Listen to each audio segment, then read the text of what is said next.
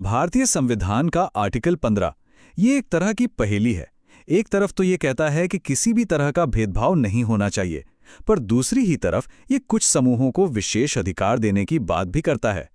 तो ये समानता की एक ऐसी कहानी है जो वक्त के साथ लगातार बदलती रही है, और आज हम इसी कहानी को समझने की कोशिश करेंगे। तो सबसे बड़ा सवाल यही उठता है कि आखिर एक ऐसा संविधान जो भेदभाव को इतनी सख्ती से मना करता है, वो रिजर्वेशन यानी आरक्षण की इजाजत कैसे दे सकता है? ये सुनने में थोड़ा अजीब लगता है ना? चलिए आज इसी कानूनी गुत्थी को सुलझाते हैं और इसकी तह तक जाते हैं। तो सबसे पहले ये समझना जरूरी है कि आर्टिकल 15 आता कहां से है। देखिए, ये हमारे फंडामेंटल राइट्स यानी मौलिक अधिकारों का एक बहुत अहम हिस्सा है, जिसे हम समता का अधिकार या राइट टू इक्वालिटी कहते हैं। इससे ये तो साफ हो जाता है कि समानता का आइडिया हमारे संविधान की बिल्कुल बुनियाद में है। तो चलिए इस कहानी को बिल्कुल शुरू से शुरू करते हैं। इसका जो सबसे पहला और सबसे जरूरी हिस्सा है वो है भेदभाव के खिलाफ नियम। ये आर्टिकल 15 का वो मूल वादा है जिस पर हमारा पूरा लोकतंत्र टिका हुआ है। आर्टिकल 15(1) की भाषा बिल्कुल सीधी और साफ है। ये कहता है कि स्टेट यानी सरकार किसी भी नागरिक के साथ सिर्फ 5 आधारों पर भेदभाव नहीं कर सकती।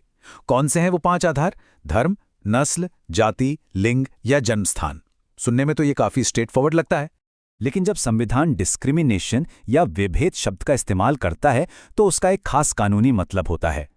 इसका मतलब सिर्फ किसी के साथ अलग बर्ताव करना नहीं है। इसका मतलब है किसी के साथ प्रतिकूल व्यवहार करना। आसान भाषा में कहें तो किसी को जानबूझकर नुकसान पहुंचाना या उसे दूसरों से कम समझना। और अब आता है इस पूरे आर्टिकल का सबसे जरूरी और शायद सबसे दिलचस्प शब्द। वो शब्द है केवल यानी ओनली। ये एक छोटा सा शब्द है, पर ये पूरे कानून का मतलब बदल देता है। कैसे?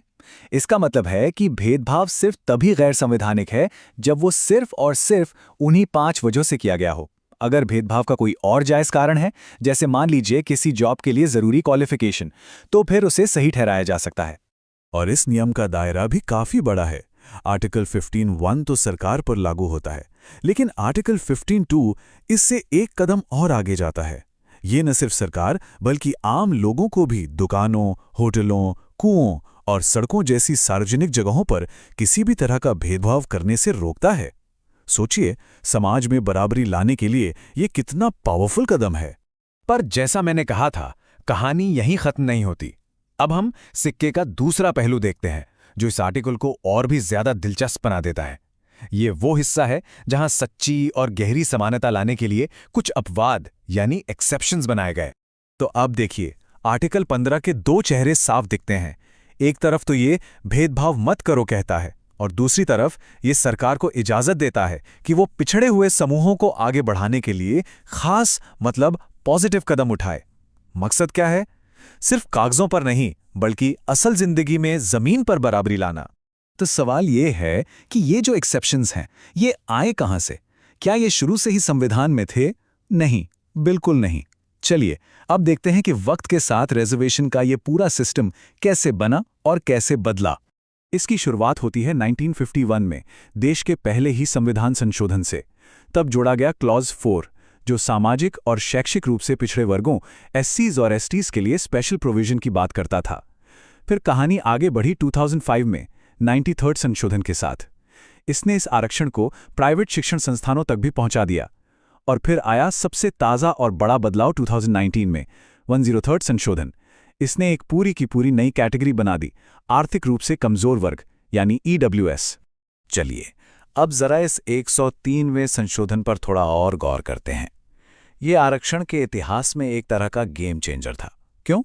क्योंकि पहली बार सिर्फ और सिर्फ आर्थिक आधार को आरक्षण का पैमाना बनाया गया। और ये आरक्षण कितना था? पूरे 10%।